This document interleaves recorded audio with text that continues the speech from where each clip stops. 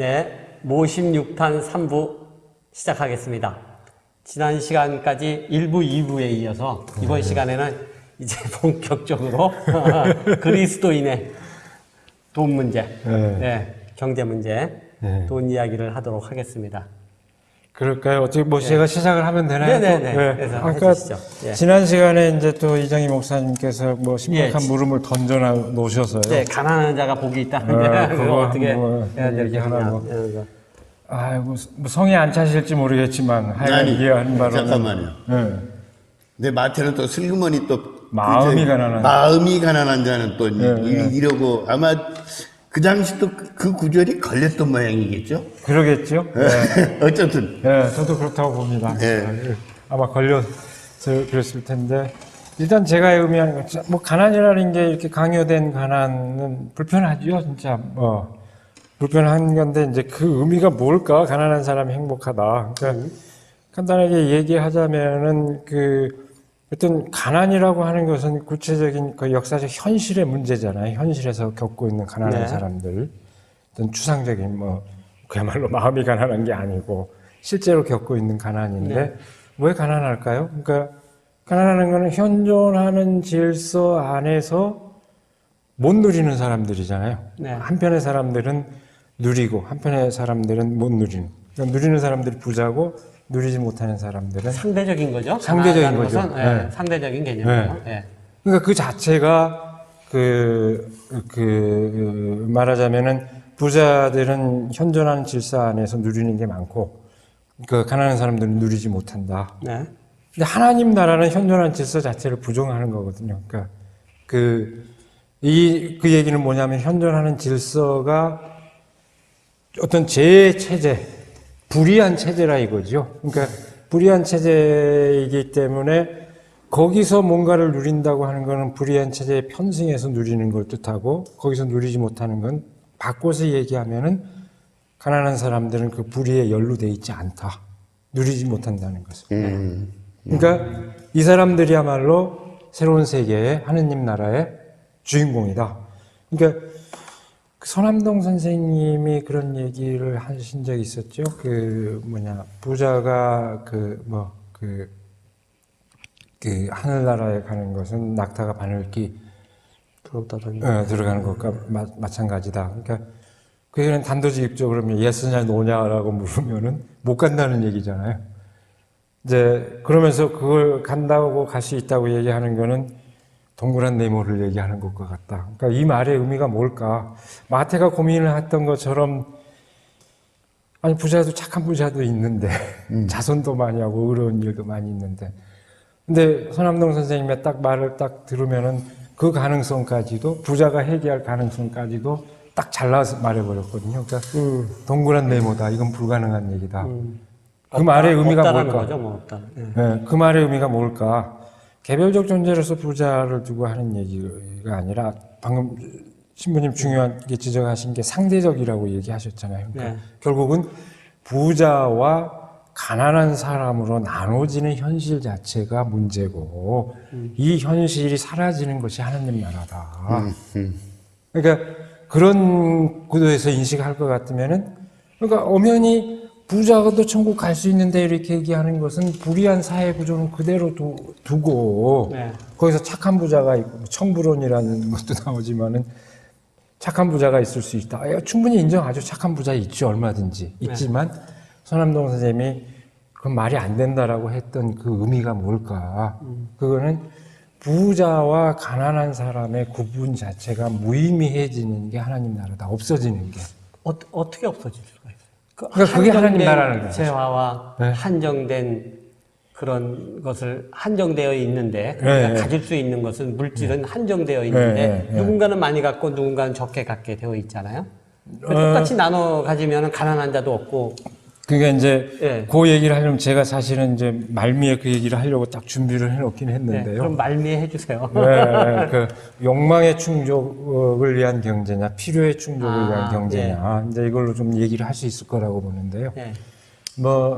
그 기항에 지금 나왔으니까 하는 얘기지만 아주 단순하게 얘기하자면은 전 세계에서 지금 생산하는 그 식량의 양이 전 인구 그야말로 n분의 1로 나누면 모자라지 않잖아요. 네, 다 나눌 수 있죠. 나눌 수 있잖아요. 그게 문제라는 거죠. 그러니까 그 물질 자체가 희소하다. 자꾸 경제학에서는 그 얘기를 하는데 그게 이제 문제가 아니고 분배의 문제라는 거예요. 분배의 문제죠. 결국 관계의 문제죠. 이걸 어떻게 나눌 것이냐. 어떤 기준에 따라서 나누고 서로의 삶을 보장할까. 이게 문제인데 그 문제를 해결하지 않고 착한 부자를 얘기하고 좋은 부자도 있지 않느냐. 이렇게 얘기하는 건 말이 안 된다는 거죠. 그러니까 그 문제는요. 이따가 후반부에 다시 제가 좀 필요의 경제와 욕망의 경제를 얘기하면서 조금 더 발전시켰으면 좋겠고요. 제가 저번에 유니세프 광고를 보면서 자꾸 이렇게 껄끄러운 게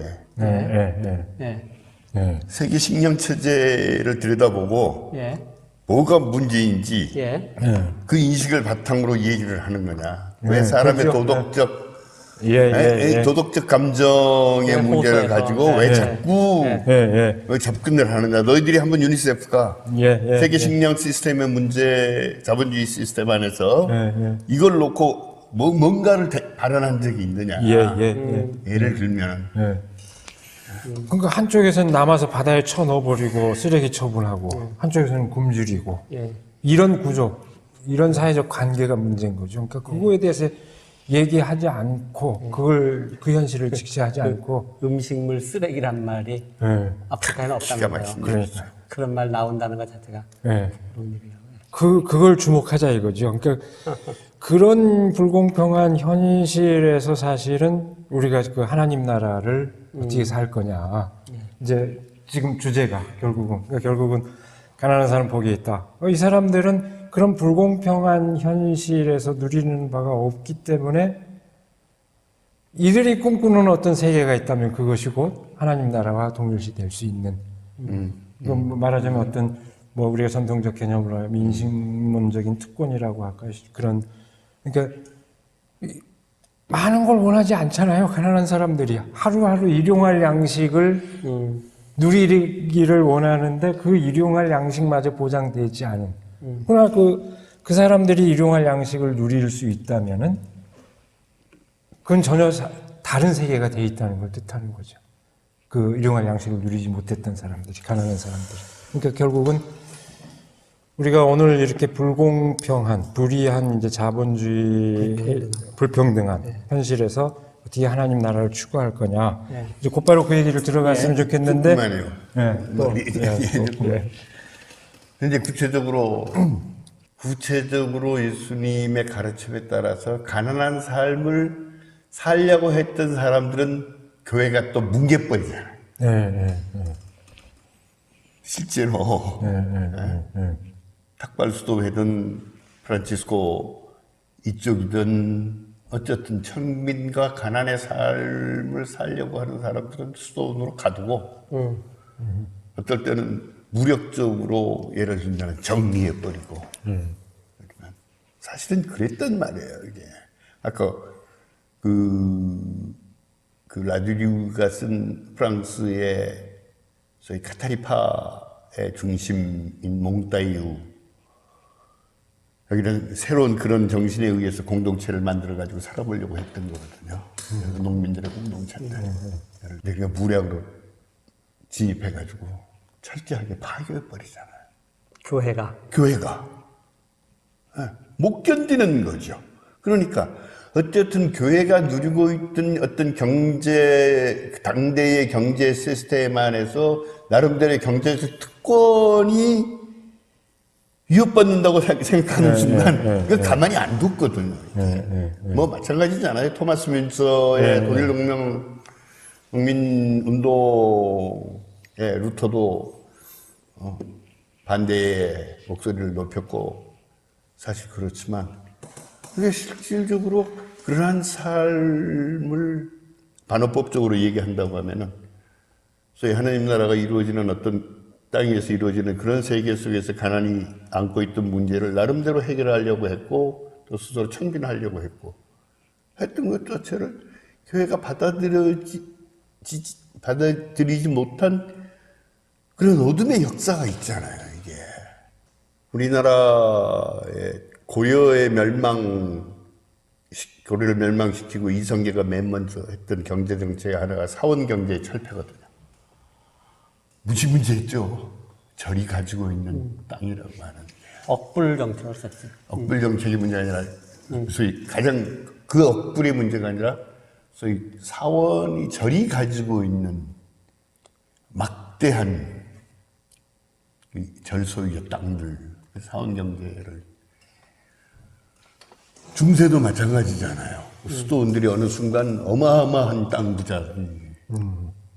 소설가 움베르투 에코가 쓴 장미의 이름. 장미의 이름. 예. 수도원에 그걸 보면은 얼마나 많은 농노와 종들과 이런 사람들을 거느리고 군림해요. 소위 가난한 자가 복이 있다고 하는 그런 어떤 예수님의 소위 도래하는 하나님 나라를 겨냥하면서 반어법적으로 목사님 말씀하신 대로라도 좀 새로운데 당대 그 말씀 자체로 현존의 어떤 삶의 질서와 시스템을 뒤흔들고 했던 이런 쪽으로 이게 본다고 하면은 이게 정말 새로운 건데 결국은 제도화되고 체제화된 교회가 그것을 밀고 가는 것이 아니라 오히려 적대적인 힘이 돼가지고 하여튼 아픈 역사가 우리한테 있는 거 아닌가 그런 생각을 좀 하게 되네요. 통제 가능한 수준에서만 허용한 해 왔다고 보면 그럼에도 불구하고 질기게 그런 초기 성세 정신을 따르고 초기 기독교의 그 정신을 계승한 세력에 의해서 어떻게 보면은 면면이 저류에서 그렇죠. 저류에서 그걸 이렇게 발전시켜온 그 신앙 전신이 밑바닥으로 그것이 이제 굉장히 중요한 것 같고요. 그러니까 오늘 우리가 얘기하는 것도 어떻게 보면은 그 신앙 전승을 다시 이렇게 복원시키는 뭐 최종적인 모양이 그 순수하게 다 구현되지 않는다 하더라도 어쨌든 우리로서 이 시대에 가장 적합한 어떤 노력을 시도하는 게 의미가 있지 않나. 그래서 이제 얘기하고 싶은 게 그러니까 하나님 나라가 갖는 역사 초월적인 측면, 궁극적인 이상으로서 그건 우리가 실제로 어떻게 경험할 수 있는지 잘 모르죠. 그러니까 하나님께서 이루어주신다고 우리가 고백할 수밖에 없는. 그러나 그러면은 그걸 기다리면 되느냐? 예수님 보면 꼭 기다린 건 아니거든요. 그러니까 세례 요한은 말하자면 하나님 나라가 도래하기를 간절히 기다렸다면 예수님 지금 하나님 나라가 이루어졌다고 잔치를 열고 사람들하고 먹고 마시자. 그러니까 요거는 단순히 기다리는 행위가 아니고 하나님 나라가 하나님께서 다가오시는 그걸 영접해라. 지금 하나님 나라가 여기 다가오고 있다. 그걸 즐겨라. 그럼 뭐냐? 그리고 우리의 동참을 요구하는 측면이 있거든요. 요게 이제 말하자면 그 역사 차원적인 성격이라고 뭐 굳이 개념화하자면 궁극적인 지향으로서 어떤 역사 초월적인 측면이 있고 그러나 우리가 다가오는 그 하나님 나라를 맞이하는 우리 사람들 편의 적극적인 어떤 노력 그건 역사 차원적인 성격이라고 보는데 선암동 선생님이 이제 신학적으로 고민하다가 그런 흥미로운 얘기를 했어요. 그 하나님 나라의 관점에서 보면은 자본주의나 사회주의나 다 등거리다. 같은 거리다.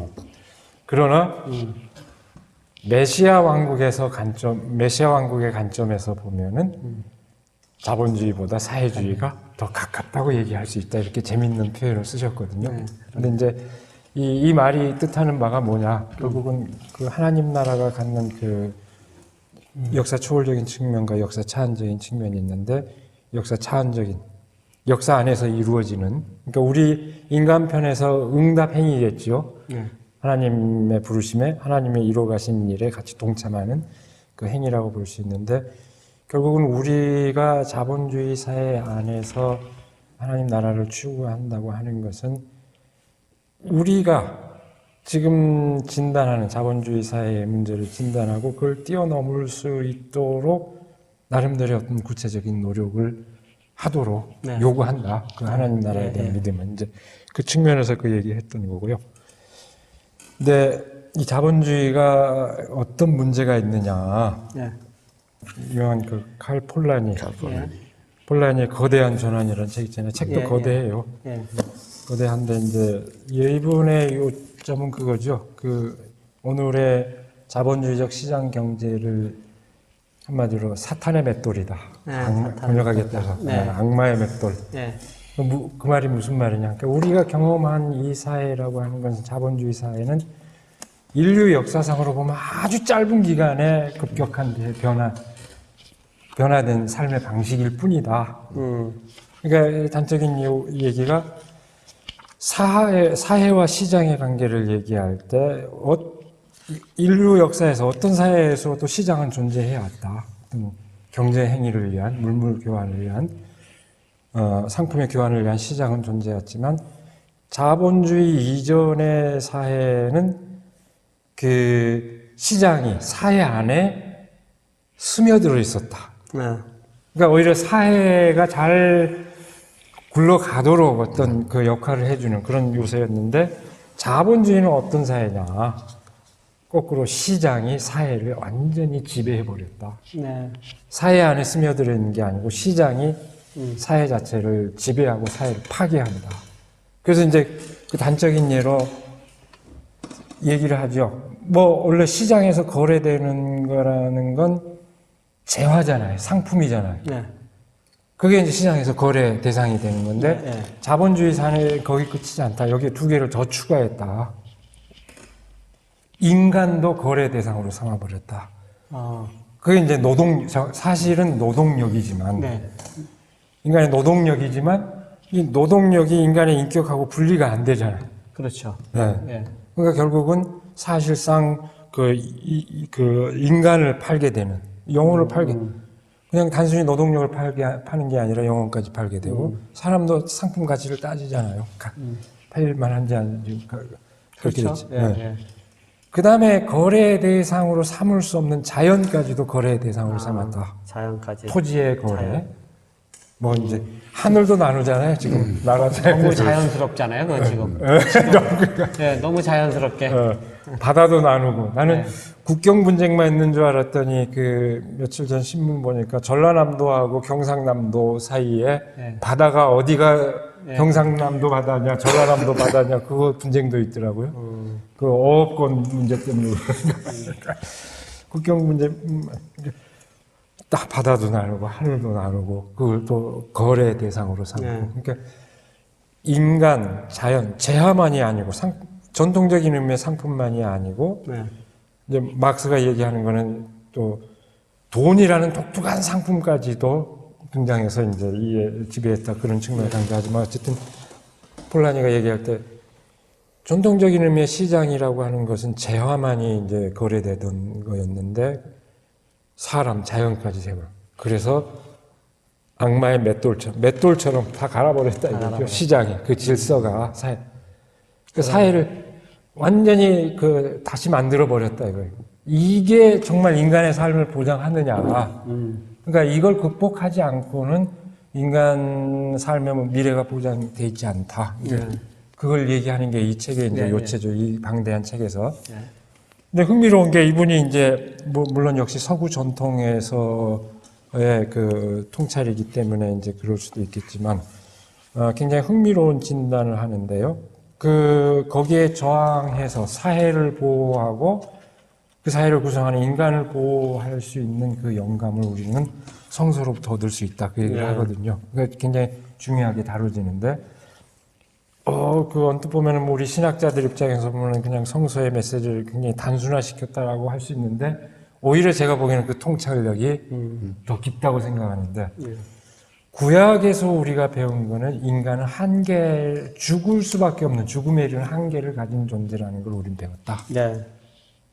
근데 인간의 한계에 대한 인식이 우리를 절망으로 이끄는 게 아니라 오히려 지금 사는 삶을 더 의미 있게 만든다. 어떻게 우리 그 의미로 채워갈 수 있게 하느냐.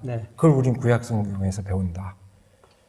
그 다음에 신약에서는 예수님께서 그 잃은 양을 찾아 나서는 한 영혼의 소중함, 한 영혼의 그 우주가 깃들어 있는 있다고 하는 그 인식. 한 개체 인간의 각각의 그 생명의 소중함을 우리는 신약을 통해서 배웠다. 그리고 또 하나가 이제 세 번째 얘기하는 게 사회에 대한 관념입니다. 근데 이것도 이제 폴라니가 얘기하기는 초기 사회주의자들의 사회에 대한 관념. 그러니까 이건 인간이 홀로 존재하는 게 아니라 관계를 맺는, 뭐 요새 홀로 주체성이 아니라 서로 주체성이다. 김상곤 선생은 그런 표현으로도 하지만 관계에 대한 개념이죠. 관계 안에서 완성되는 인간에 대한 인식. 근데 이 초기 사회주의자들의 영감을 얻은 게, 영감의 또 원천이 뭡니까? 다 성서잖아요. 네. 그러니까 그런 인간이 관계 속에서 형성된다고 하는 그런, 이걸 이제 폴라니는 사회에 대한 관념이다.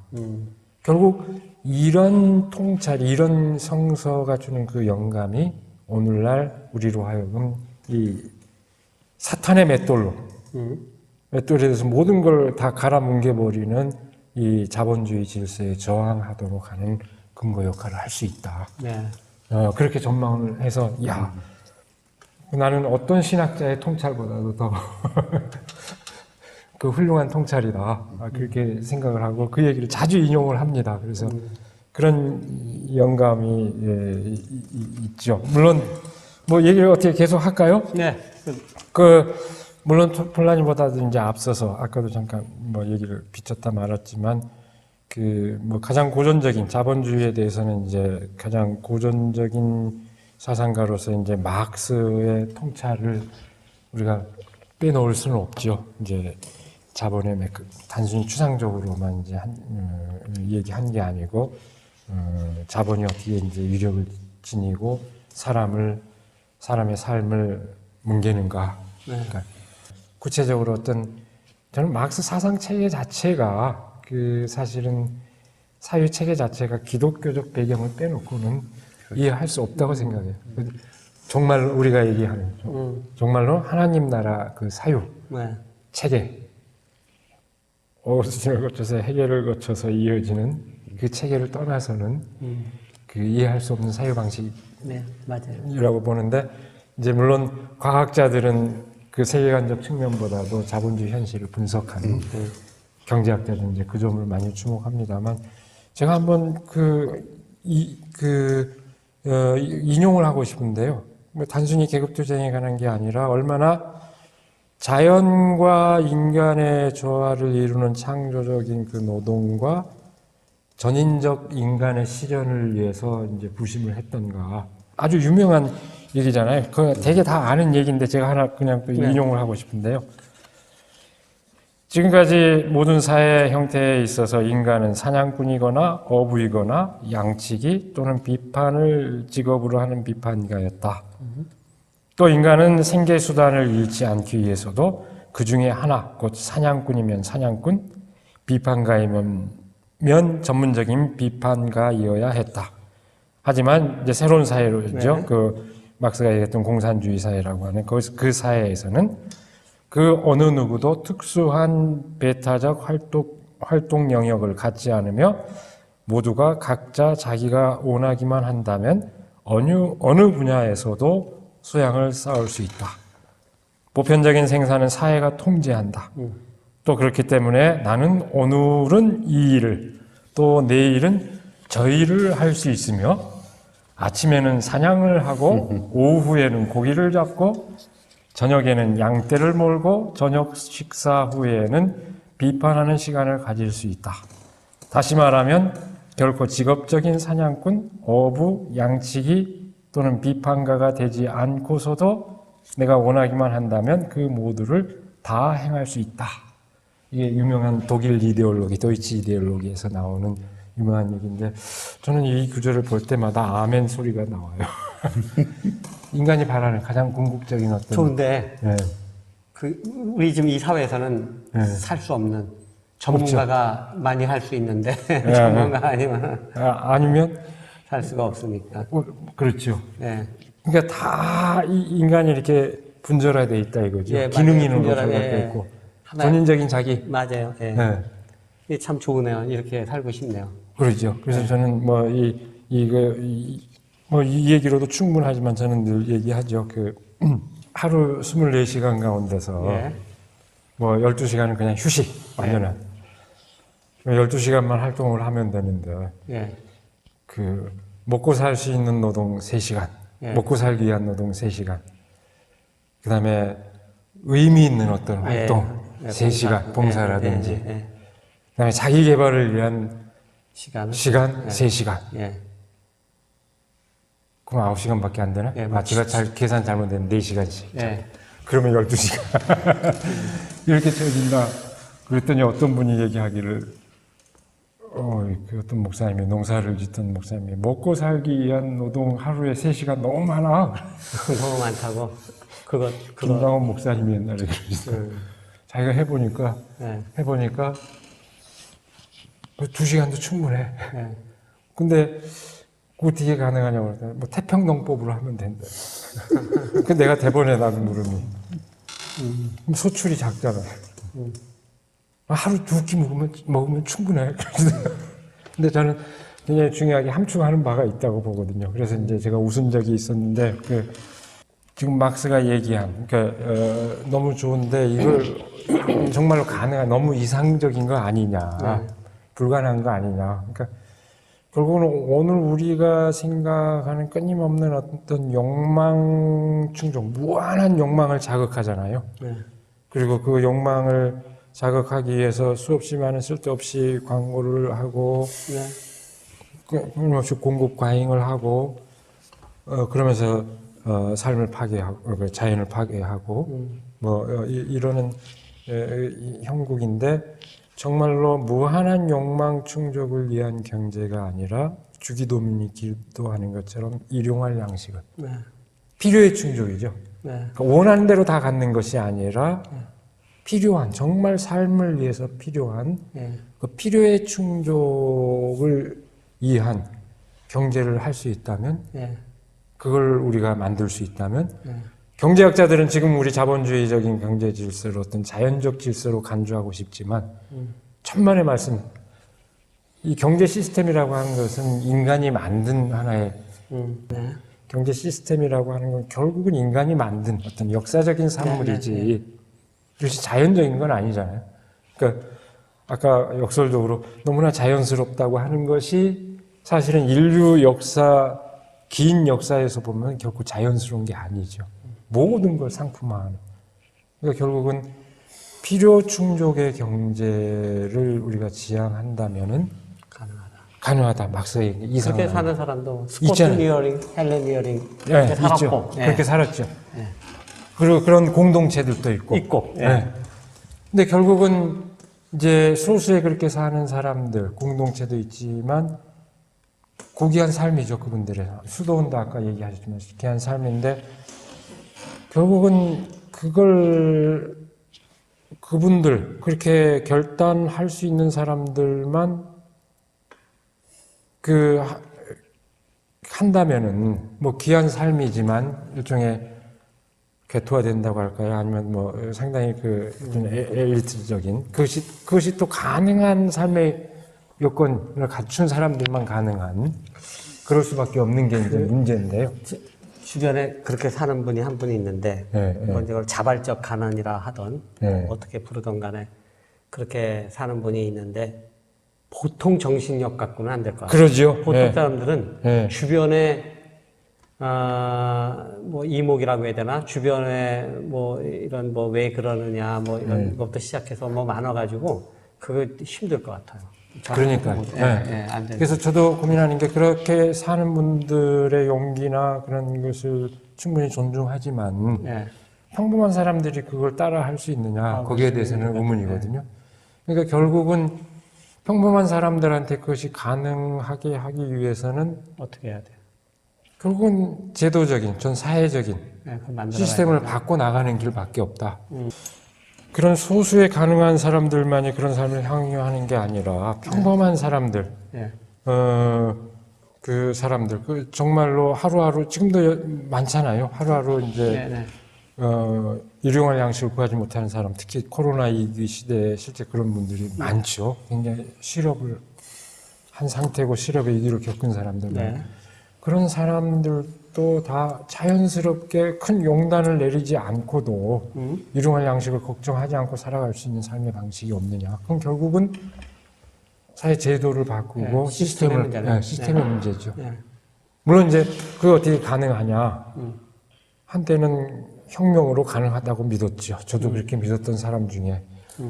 그리고 여전히 어떤 그 이상, 그 새로운 사회를 이루기 위한 근본적인 어떤 이상, 그건 끊임없이 우리를 그 영감을 자극하기 때문에, 그리고 그것이 저로서는 신앙을 가진 저의 입장에서는 하나님 나라에 대한 믿음과 부합한다고 믿고 있기 때문에 그걸 포기할 수 없습니다.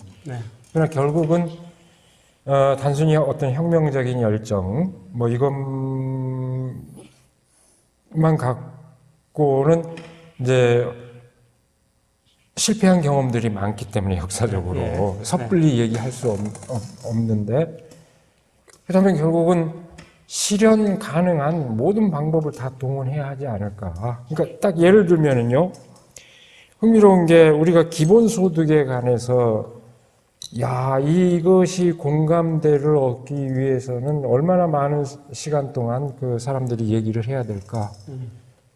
놀랍게 코로나 위기를 맞으면서 한 방에 돼버렸어요. 한 방에 글쎄요, 한 방에 돼서 한 방에 돼버렸잖아요. 예. 그러니까 이것이 이제 시사하는 바가 굉장히 크다고 생각을 합니다. 그러니까 이런 상황, 그러니까 위기 상황에서 사람들이 공감을 하고 거기에 합의에 이르는 게 굉장히 놀랍다고 생각하는데요. 사실은 이제 코로나 위기가 워낙 심각하게, 그리고 전 지구적으로 누구도 예의 없이 닥쳐오니까 이제 이 위기에 화들짝 다들 놀란 셈인데요. 사실은 이 위기를 오래전부터 사람들이, 많은 분들이 그 기후위기를 비롯해서 다 얘기해 왔잖아요. 이제 기후위기 계속 얘기했고, 앞으로 이제 10년밖에 시간이 남지 않았다. 1.5도 낮추기 위해서는. 그런 얘기 계속 하고 있고. 그러니까 이미 1도 올라갔고, 0.5도 더 올라가는데 앞으로 10년 정도밖에 안 남았고, 1.5도 이상 올라가면 지구가 파국에 이른다. 이 얘기잖아요. 기후위기. 지금 그 온도 상승의 문제. 그러니까 10년 안에 방법을 강구해야 된다. 그런 얘기 잘 귀담아 듣지 않았죠. 내가 당장 안 듣기. 근데 그런 얘기를 이제 계속 했는데, 그것뿐만이 아니고 굉장히 그 다양한 측면에서, 그러니까 이제 이미 임마누엘 월러스타인 같은 분도 이제 계속해서 그런 얘기를 했죠. 지금 현재의 세계를 지배하고 있는 자본주의 체제는 한계 상황에 이르렀다. 가장 첫 번째 문제가 자연의 문제예요. 이미 자연이 파괴됐다. 자연이 파괴된 것뿐만 아니라 자원이 이미 고갈이 되고, 지금 시스템에서 활용할 수 있는 자원, 이제 화석 연료겠죠. 그런 이게, 그리고 무엇보다도 그 인간 사회가 이렇게 불평등해지고 이 노동 착취의 문제가 이렇게 심각한데, 이런 사회에서 인간이 계속 버틸 수 있다는 게 말이 되느냐. 여러 가지 이제 요인을 얘기하죠. 그러니까 자연 자체가 한계 상황에 이르렀고 위기를 맞고 있고, 인간 사회 자체가 그러니까 심각한 노동 착취로 말미암아서 이렇게 인간 삶의 위기를 겪고 있는, 그런 위기를 빚어내는 이 체제가 존속한다는 것 자체가 말이 되느냐. 그러니까 월러스타인 이분이 얘기하기로 앞으로 50년 안에 자본주의는 망하게 돼 있다. 근데 50년 안에라고 얘기한 게 2050년. 네, 그러죠. 그러니까 지금 2050년. 그러니까 이제 얼마 안 남았어요. 한 30년 남았어요. 이제 망한다. 그 다음 세계가 어떤 세계가 될지는, 자기는 뭐라고 이름 지어야 될지는 모르겠다. 어떤 사회인지는 말하지 못하지만, 이런 인간을 이렇게 비인간화시키고 자연을 이렇게 훼손하는 경제 시스템이 존속한다는 건 말이 안 되고, 이건 반드시 파멸할 수밖에 없다. 그렇게 진단을 했거든요. 그래서 나는 아멘. 저 공감을 합니다. 그러니까 결국은 그 파국, 어떻게 보면 코로나 위기도 그 파국의 한 측면일 텐데요. 그 파국을 겪고 나서야 비로소 대안을 마련하는 것은 늦을 수 있다. 이미 여러 징후가 있을 때 우리가 거기에서 미리 대비해 나가는 노력이 필요하지 않겠느냐. 그런 거죠. 그러니까 일단 대원칙을 얘기를 하자면. 두 가지 정도 좀 생각이 조금 다듬어지는데요. 막스도 그렇지만 공산주의는 향해 가야 하고 우리에게 도래하는 세계를 향해서 움직이도록 하는 운동이라고 얘기를 하잖아요. 나는 하나님 나라도 마찬가지라고는 생각하거든요. 우리가 하여금 어떤 삶의 운동을 통해서 도래하고 있는 그 세계를 향해서 우리가 어떻게 운동해야 할 거냐 하는 어떤 수치로서의 하나님이 아니라 운동으로서의 어떤 하나님 나라라는 쪽으로 생각을 조금 좀 정리를 해 나가야 할 필요가 있다고 생각을 조금 하고요. 문제는 지금까지 목사님이 쭉 말씀하신 소위 출애굽 해방으로부터 자유와 그다음에 어떤 이사야서에서 얘기하는 어떤 그 새로운 삶의 질서, 예수님 말씀하신 새로운 질서 이런 것에 비추어 본 어떤 경제적 현실 그걸 어떻게 신앙의 차원에서 아젠다화할 수 있느냐.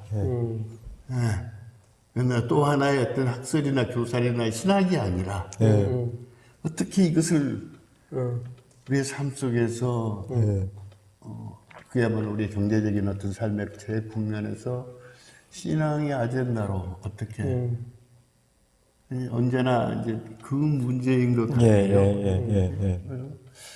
그런 어떤 신학적인 그런 제가 이제 옛날 뭐 WCC나 CCA나 이제 국제 기독교 교회 회의를 할 때 교단적 차원에서 또는 몇몇 그 참여하는 모든 사람들의 그건 되는데 아까 JPIC 예를 들면 창조 정의 평화 창조의 보전 어떻게 이것이 각 개교회 각 그리스도인 개인에게 신앙의 아젠다로 어떻게 이렇게 다가가고 뿌리 내릴 수 있게 하는 이 작업들을 왜 안 하시는가? 예를 들면 개교회에서 이것이 우리 신앙의 어떤 그 믿음살이, 신앙살이의 핵심적인 어떤 주제입니다.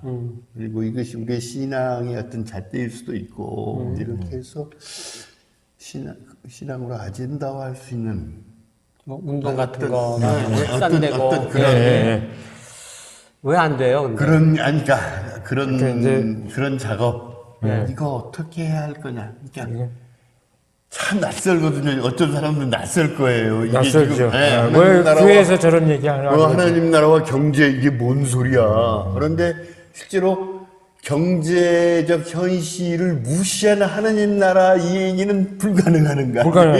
공허한 거죠. 공허한 거죠. 아무 말명이 없는 거거든요. 이게 목사님도 그 글 쓰신 건데 알고 있는데 아침 9시에서 와서 일한 사람 5시에 와서 일한 사람 임금 똑같이 주는 이게 무슨 세상이야 이게. 그러면 깊숙이 묻고 도대체 이 이야기를 통해서 하나님 나라의 문제가 어떻게 우리의 삶 속에서 우리에게 물음을 던지고 있고 또 우리가 생각해야 되고 우리 신앙적으로 어떻게 이걸 숙성시켜서 이 작업들이 어떻게 개교의 차원에서 구체화될 수 있는가 이런 고민을 목사님이 총회 차원에서 저희 교회 교육의 어떤 평신도 신앙 교육 이런 거 있잖아요. 이런 것들을 어떻게 확산시켜 나가고 이런 어떤 프로그램들이 좀 필요하지 않는가. 그러죠. 기장 교단은 그래도 열려 있고 많은 어떤 것을 투입하고 있으니까 각 교회에서 이거 어떻게 가르칠 거냐. 어떻게 논쟁에 붙이고 토론에 붙이고 신앙의 아젠다화 할 거냐. 이런 작업들 조금 해주셨으면 좋겠다. 그거 지금 뭐 하나 계획이 있습니다. 기장교단 NCC 차원에서요. 그 코로나19 이후에 그 한국 사회를 위한 제안서를 지금 준비하려고요. 제안들을 그러니까 사회에 그게 대한 이런 의미죠. 그러니까 우리 사회를 어떻게 재구성할 것인지 그 사회를 향해서. 그러니까 우리 뭐 문 대통령이 그 한국형 뉴딜 얘기하고 예, 그 빠진 게 있다. 그린 뉴딜이 포함됐다. 그래서 또 급하게 또 추가하고 뭐 이랬잖아요. 예. 근데 그것으로 충분치 않은 사실은 거기서 제외된. 예, 거기서 그거보다 누락된. 훨씬 더 근본적인. 예, 그러니까 뭐 기준은 두 가지라고 봅니다. 그 사회 정의와 생태 정의의 요건을 충족시키면 돼요. 사회 정의 문제는 또. 네, 사회 정의. 예, 그러니까 결국은 불평등한 차별이 없어야 되고 우리 이 기후 위기라든지 우리 전염병이라든지 이런 위기가 닥쳐오는 것을 막을 수 있는 어떤 생태적 전망을 포함하는. 예. 그러니까 이제 그걸 함축하자면 생태 정의와 사회 정의, 예. 불평등 문제를 해결하고 예. 노동하는 사람들이 정당한 그 노동의 대가를 받고. 받는 사회. 예. 그러니까 그 두 가지 기준을 충족시키는 그래서 그 작업을 좀 내일 모레도 또 그것 때문에 얘기해야 되는데 그래서 좋은데요. 그 이제 공론화돼야 된다. 교회 안에서 공론화 정도가 아니라 사실은 생활화돼야 되죠. 그러니까 각 교계 차원에서 세미나를 통해서든 공부를 통해서든 설교를 통해서 하면 사실은 공허해요. 어떨 때는 의뢰 목사님 하시는 말씀이 그래 이런 거거든요. 그냥 좋은 말씀이야 그럴 수도 있고. 좋은 말씀이야. 그런데 안 돼. 이런 게 아니라 하여튼 소그룹 모임이든 뭐가 됐든 그런 것들이 조금 더 그 평신도들 개개인의 어떤 삶 속에서 아젠다가 돼가지고 우리는 이런 문제를 이렇게 바라봐야 되겠구나. 이런 어떤 소위 평신도 훈련, 평신도 교육, 이런 작업들이 그걸 누가 하겠어요? 교회 목사님들 못 하잖아요. 그래. 교도적 차원에서 뭔가 어떤 그 다이어그램을 짜고 실험 방향을 하고 뭐 이렇게 해서 조금 더 좀 깊숙이 그렇게 내려갔으면 좋겠다. 있습니다. 이제 그런 게 전혀 지금도 없는 건 아니고요. 그러니까 뭐 이제 예를 들어서 저는 어쨌든 이제 과거에 어떤 혁명적으로 근본적으로 체제를 전복시켜야 된다.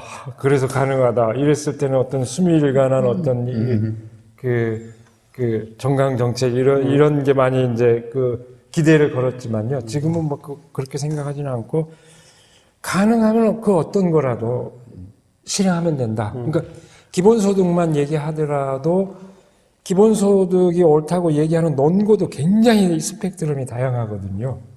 그러나 기본소득이 필요하고 이게 사람의 삶을 보장한다라고 합의됐으면 그거 갖고 시행하면 되는 거예요. 네. 그리고 재원을 어떻게 돌거나 그냥 찾는 것처럼 지금 새로운 경제를 만드는 것도 꼭 근본적인 그 어떤 혁명적인 변화만이 아니고 그 이상을 갖고 있어야 되지만 가능한 모든 걸 다 동원한다. 그러니까 이를테면 교회적 차원에서 그나마 그래도 이제 많이 얘기하는 게 소위 사회적 경제, 그다음에 이제 협동조합 이런 거는 이제 그 네트워크를 형성하면서요 많이 그 진행을 하고 있죠. 근데 이것이 장난이 아니고 그냥 실험이 아니고 이런 것이 확산이 되면, 그러니까 그리고 그것이 파급력을 가질 거다. 그다음에 정부 정책적으로 얘기하는 것은 경제 민주화 개념.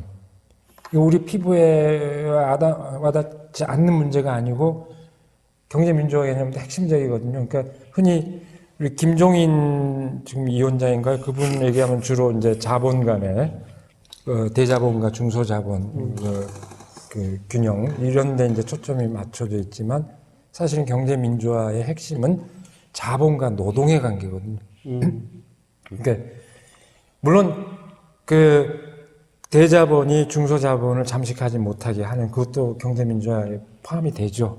그래서 대기업이 골목 상권까지 침해하지 못하게 하는 것도 굉장히 중요하죠. 중요하지만은 사람들이 경제민주화는 그 정도로만 알아요. 그러니까 상골 그 정도만 아는데 사실은 가장 핵심적인 건 노동과 자본의 균형을 어떻게 맞출 거냐. 현저하게 기울었잖아요, 노동이. 노동권의 균형을 보강해 줌으로써 이 차이를 해소하고 그 정당한 임금을 받고 권리를 보장하는 이게 핵심이 돼야 되거든요. 그러니까 국가적으로 그런 시스템이 그게 상식이 돼야 되고 경제민주화. 그다음에 소위 풀뿌리 차원에서는 사회적 경제, 뭐 협동조합 이런 네트워크를 하고 교회가 직접 나설 수도 있고 뭐 저희 교우들 가운데도 이제 아주 이 천안 지역에서도 아주 중요한 역할을 하는 분들도 계십니다만은 이런 사회적 경제를 운영하는 분들, 뭐 마음으로부터 성원하고 그것이 우리 신앙에서 볼 때 정말로 가치 있는 일이라고 하는 걸 교회가 인정하고 같이 격려하고 그러니까 가능한 모든 방법을 동원해야 된다. 그리고 또 한편으로 지금 얘기했던 것처럼 기본소득 끊임없이 요구해서 개선하고 가능한 모든 방법을 전면적으로 이렇게 개선시켜 나가는 중요한 것도 하나 있어요. 네. 토지 공개념. 네, 토지 공개념. 그러니까 정말 기독교적인 거거든요. 그러죠. 이게 뭐 아까 목사님이 말씀하셨던 한국당도 공이라고 하는 것에 구체적인 우리 현실에서의 문제가 토지 공개념의 문제거든요. 저번에 뭐 얘기를 할 때 헬조지 이 얘기를 계속 하고 이제 그랬습니다만은 그 토지 공개념이라고 그러면서 정말 신앙적인 거예요. 더군다나 하나님의 창조를 고백하는 우리에게는 그렇죠. 엄청나게 중요한 개념인데 내가 가만히 있어. 그다음에 이제 이거 지금 뭐 나는 아파트 문제를 잘 모르는데 지금 사실 그거지요. 그 문제죠. 결국은 건물, 그 지대, 그 토지, 거기에 기대서 그 부의 격차를 크게 보려고. 경남 아파트가 그렇게 비싼 거, 그건 사회 간접 시설이 그만큼 잘 돼 있기 때문이야. 학교고 뭐고, 그러니까 뛰어. 그러면 그 강남의 사회적 시설을 이뤄낸 게 누구야? 다 우리 세금으로 만든 거야. 그렇잖아요? 그러면 난 좀 웃겨. 아파트 값을 왜 잡어? 왕창 세금 때려 매겨. 오르는 만큼. 그래서 그 세금 걷어가지고 여기다 또 하면 되지. 주택 없는 사람들 예를 들면 이런 거 하면 되잖아. 뭘 아파트 값을 잡어. 그냥 내비둬. 그냥 올라? 그러면 세금 계속 두드려 매겨. 그러면 돼요. 왜냐하면 정당해요. 모든 그 시스템, 그 간접 시설은 전부 국민의 세금을 한 거죠. 그렇죠. 그 아파트 한 사람들이 뭐 도로 깔고 뭐 수도 놓고 뭐 했어요? 아니잖아요. 그러니까 좀 웃겨 나는. 예를 들면은 이게 뭐 말인지는 아는데 어쨌든 토지 공개념의 그런 문제, 그 다음에 우리 개신교 전통 속에서 가지고 있는 노동의 문제 이런 것들을 우리 크리스찬들이 어떤 구체적인 삶의 현실로 만나 뭐 믿음에 의한 의인이 뭐 솔라 뭐 오직 성서만이니 이딴 소리 하지 말고 은총론이 어떻고 뭐 그 다음에 뭐죠? 그 칼빈이 예정론이 어떨까 이런 소리 말고 그들이 고민했던 그 시대의 현실의 문제를 놓고 얼마나 고민했고 노동의 문제가 어떻고 뭐가 어떻고 가정의 문제가 국가가 뭐고 하는 그런 문제들을 교회 현실에서부터 좀 알아듣고 이해할 수 있게 좀 한국 그리스도인들 이제 몇십 년이 돼가니까 150년이 돼가니까 이제 좀 성숙해야 될 거 아니에요. 뭐 걔들은 뭐 한 500년의 역사니까 이미 뭐 그렇다고 하고 우리 불행하죠. 이제 뭐 개신교 들어올 때부터 이게 뭐 구한말 여기를 거쳐서 일제시대에 거쳐서 결국은 부흥의 영적인 문제로 또 이렇게 파고 들어갈 수밖에 없었고 그다음에 좌우이 또 갈라져가지고 난리 났고 이승만의 앞잡이가 돼가지고 예를 들면 제주 4.3 때 서북 청량 나가가지고 사람 때려 죽이고 말이에요. 이게 무슨 이런 기독교에서 우리나라 기독교도 순환을 많이 당했네. 이게 그런 말이라고 해요. 이제 80년대 70년대 인권운동을 하면서 한쪽에서 예를 들면 어떤 그런 거대한 흐름이 있었고 역사적으로 보면은 북한도에서부터 결국은 아까 뭐 사회주의 뭐 어쩌고 얘기를 했지만은 엄청나게 그쪽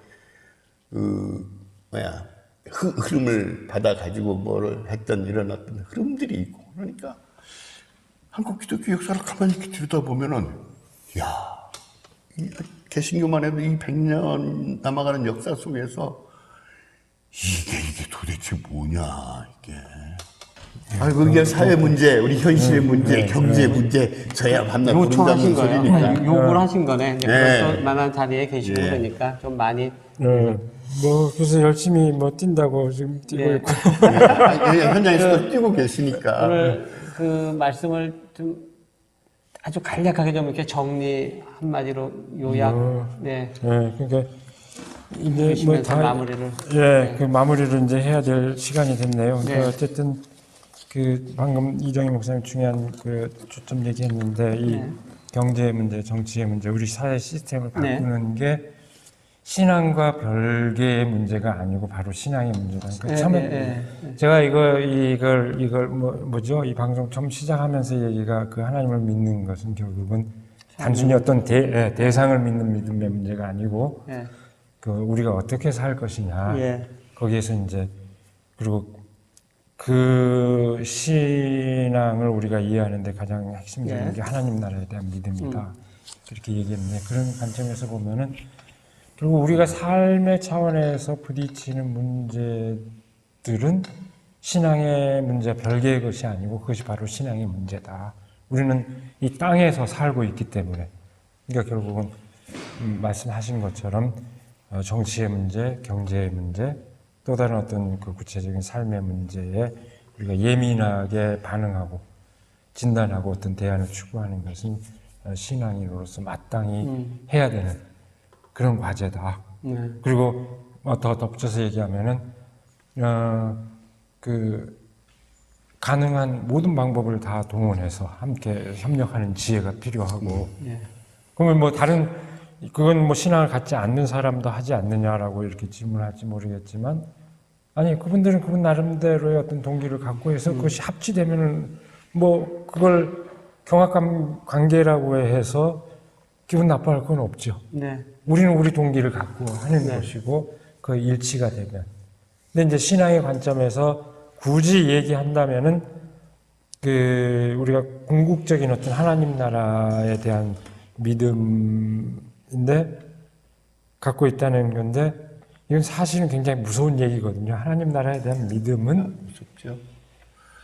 지금 주어진 그 어떤 것도 절대화할 수 없다는 그 믿음에, 그러니까 하나님의 형상을 거부하는 그 믿음과 같은 거거든요. 그러니까 결국은 하나님 나라를 믿는다고 하는 것은 한편으로는 우리가 끊임없이 현실에서 이루어야 할 어떤 과제를 갖고 씨름을 하지만 동시에 그걸 고착시키지 않고 그걸 더 뛰어넘어서 정말로 인간의 진정한 어떤 삶을 보장하는, 인간의 구원을 보장하는 길이 뭐냐? 끊임없이 묻도록 해주는. 어떻게 보면은 하나님 나라에 대한 믿음은 그런 편에서 보면 그 급진적인 어떤 상상력에 그 삶의 태도의 그 원천이 된다. 그런 점에서 그건 또 다른 면에서 어떤 개방성하고도 통하는 문제고 끊임없이 열어두고 그 미래를 향해서 나가는 자세가 우리 신앙인한테 요구된다. 그 정도 얘기하겠습니다. 감사합니다. 오늘 감사합니다. 정말 의미 있는 그 그리스도교와 기독교와 그 돈 경제라고 그래서 어떻게 하면 돈을 버나 어깨가 더 무거워지는 무거워지는 그런 그 얘기 빼먹었다. 하나 있는데 우리 교회 이렇게 온 분이 딱 처음에 왔을 때 그 제일 인상적인 것 중에 나는 깜짝 놀랐어요. 그 얘기 듣고 여기 우리 교회 왔더니 부동산 얘기하고 골프 얘기가 없어요. 그래. 없는 게 당연한 거 아닌가? 근데 전에 다니는 교회에서는 교우들이 만나면 그 얘기를 너무 자연스럽게 한다는 거예요. 우리 아파트가 어쩌고. 뭐 그런 얘기가 대부분인데. 그러니까 술자리에 가거나 동창회 가면. 아니 근데 교우들이 교회에서도 그 얘기를 자연스럽게 한다는 건데 그게 이 교회에 그 얘기가 없다는 걸 보고 놀랐다는 거에 제가 놀랐어요. 맞습니다. 그 얘기 아까 이렇게 다음에 또 시간 되면은 한 번 더 이 이야기를 좀 더 쉽게 우리 생활로 할 수 있는 기회를 한 번 더 가보지는. 넣어도 좋고 빼도 좋고 그렇지만 이 교회 터 있잖아요. 한 400평 되는 거. 연대 국문과 교수 하다가 은퇴하신 분이 이거 교회에서 써. 그냥 턱 내놓으신 거예요. 예를 들면은 그런 거죠, 뭐. 그래서 이게 바닥으로 다 한 것도요. 이렇게 경건하게 무릎 꿇어야 된다는 그런 취지와 더불어서 누구든지 잘 수도 있고 뭐든 할 수 있고. 그러니까 이걸 우리가 지역사회 그 정신도 있고 기증한 정신도 있고 이거 공유하는 길이 뭘까? 지역에 탐문을 했어요. 그랬더니 사무 공간은 필요 없대요. 다 어디서 더 쉽게 시내가 더 편하고 더 그걸 구하는데 어려움은 없대요. 천안에. 예. 근데 쾌적하게 수련회도 하고 잘 수 있는 공간이 있었으면 좋겠어요. 그게 시민사회 천안. 그래 그러면 우리가 그 정신을 그게 이 작은 공간이지만 이 공간을 어떻게 그렇게 쓸 수 있을까? 예. 그 아이디어가 들어간 거예요. 그래서 바닥을 하고 방도 다 이렇게 작은 공간이니까 그것도 하나 이제 공유하려고 하는 네. 뭐 크게 뭐 자랑거리는 아니지만 그러니까 이 건축의 철학에 것임이고 혹시 또 그런 장소 어디 물어보면은 저기 저 담비교회도 소개 좀 해주시고 거기 그렇죠. 담비 자고 할 수 있고 아주 좋거든요. 이승에 아주 심실로 와 이런 얘기하면 얘기가 훨씬 쉬워지는 천안에 뭐 유량동에 위치한 천안 산림교회에 와서 참 아름다운 곳이에요. 이 교회도 와서 우리 여기 목사님 최용목 목사님 모시고 오늘 아주 귀중한 얘기 잘 들었습니다. 제가 조금 더 딴지를 걸었어야 되는데 딴지를 잘 못 그러니까 걸었습니다. 다음번에 한번 기회를 더 갖도록 하겠습니다. 감사합니다. 네.